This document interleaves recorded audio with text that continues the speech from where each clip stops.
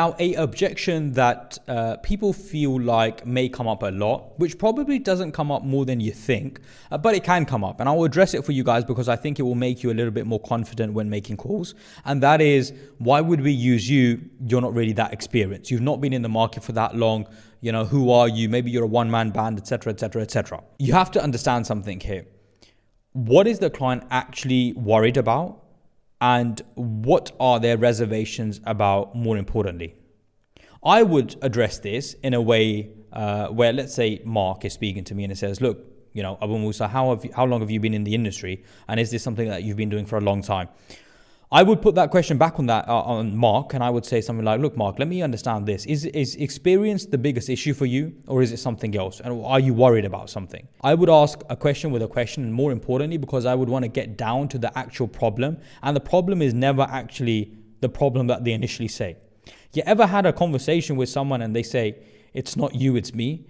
It's always you. You're always the problem. I promise you guys. So you need to get down and really understand what the problem is. And so I would say something like, look, Mark, completely understand, you've got a couple of reservations.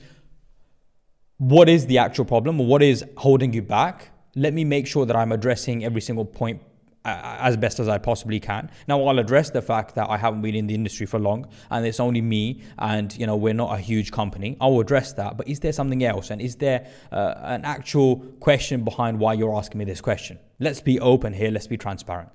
Because you'll be surprised. At least half the time, there probably is another reason as well with any objection. And I would use this questioning a lot, to be fair. Now, what I would also say is, Mark, do you know what the thing is? You could work with a company that has 1,000 employees, 500 employees, and they obviously, if they have 500 employees, they probably have 5,000 companies that work with them. And therefore, Mark, your company is a number to them.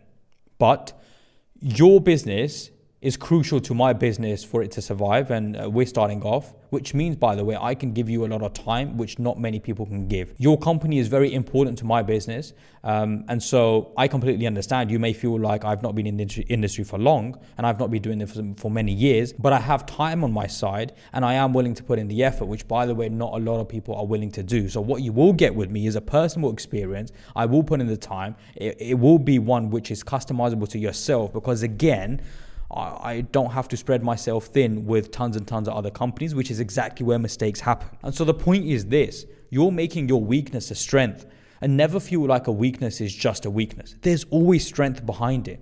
Remember, just because you haven't been doing something for so long, just because you don't have hundreds and hundreds of employees behind you, doesn't actually mean it's a negative.